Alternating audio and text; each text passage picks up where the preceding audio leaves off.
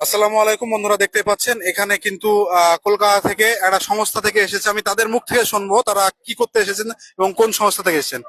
আসসালামু আলাইকুম। ওয়ালাইকুম সালাম।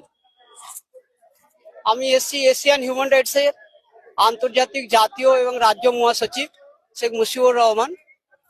আমার এখানে এসে খুব ভালো লাগছে এবং আমি খুব এনজয় ফিল করছি যে আমাদের এখানে একটা বাবরি মসজিদ তৈরি হচ্ছে।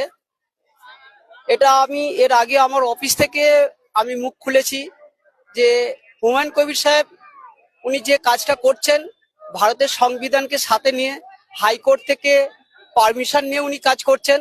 সেই হিসাবে ওনার কাজকে বাধা দেওয়ার মতো ক্ষমতা কারোরই নেই।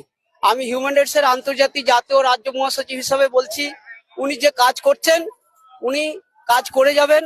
যদি কোনো রকম প্রবলেম হয় আমরা আমাদের তরফ থেকে হিউম্যান রাইটস এর তরফ থেকে আমরা ওনার পাশে থাকবো, যাতে ওনার কাজে কেউ না ডিস্টার্ব করতে পারে। কারণ উনি কোনো অসাংবিধানিক সংবিধানের বাইরে কোনো কাজ করছে না।